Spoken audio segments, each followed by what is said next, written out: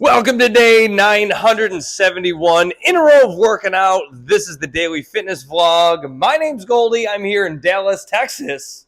I just worked out today, and I'm here to talk about it.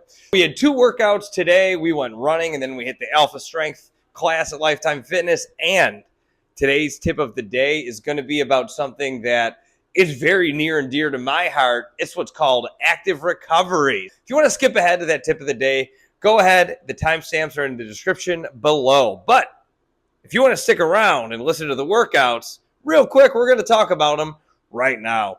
Workout number one today was a interval run. So we had a 20-minute warm-up, and then that was followed by 1-minute sprints with 3-minute rest periods in between. The sprints were done at about a 5:50, 5:40 pace, while those 3-minute intervals of rest were done at about a 10-minute pace. So we were really spiking that heart rate, getting it back down, back and forth. We did 10 reps of those, and then we finished with a 10-minute cool down. That was it for the run. Interval training is very important.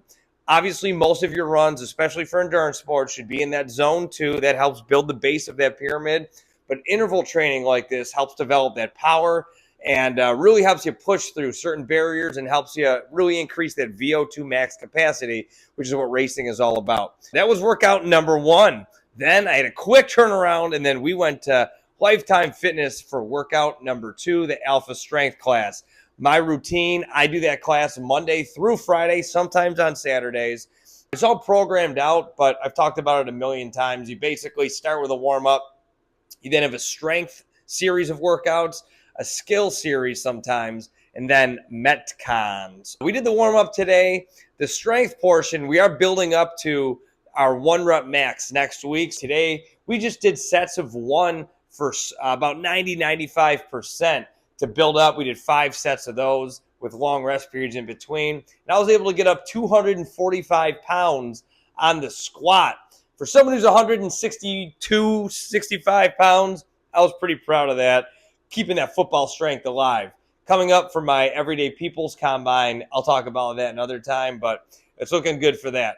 That was the strength portion. Then we went into the Metcon. It was an AB type exercise. It was EMOMs, which stands for every minute on the minute, of 2 minutes. You did 2 minutes on a piece of cardio equipment, and then it was 15 kettlebell squats front loaded, and then 15 sit-ups with an ab mat that fits around the curve of your back, helps aid in the curvature of your spine, gives you some support. That was the Alpha Strength workout at Lifetime. So that's it for the workouts. Let's talk about the tip of the day. The tip of the day, like I mentioned, is about what's called active recovery.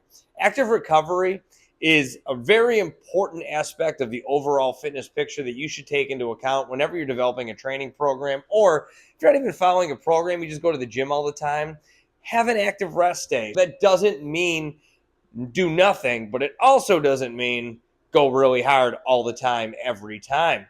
What an active recovery workout could look like: maybe some relaxing laps in the pool. Maybe you go out, shoot some hoops with a friend, your kid. Maybe it's you ride your bike around the park for a little bit. Go on a stroll with your dog. These are all active recovery. It gets the blood flowing. And what that does, it helps actually aid in recovery. If you had a really hard workout, for instance, my really hard run that I had today, I'm not going to go really hard back to back. So tomorrow I have almost an active recovery swim. Now, also active recovery depends on your level of fitness. So someone like me, who has a resting heart rate of 39, I'm obsessed with the sport of triathlon, always trying to get better. I'm working out 3 to 4 hours a day. My fitness level is going to be different than somebody who's training for their first 5K or someone who just got a gym membership for the first time. It should be relatively easy. My active rest day tomorrow is 2,200 yards in the pool, and it's not pushing any limits. We're just getting laps in. That's active recovery for me. Active recovery for somebody who's never been to the gym before, who just signed up and is at the end of their first week. That can mean taking their dog on a mile walk on a Sunday afternoon for a nice stroll, low intensity, just to get the heart rate elevated just a little bit. Active recovery is really important, and that's been the key to me not getting injured in my 971 days in a row of working out. Not going as hard as you can all the time, because that's going to lead to injuries. Not letting your body fully recover is not good, and you want to avoid that at all costs. That's my tip of the day, and that's it for the vlog today. So thanks for following.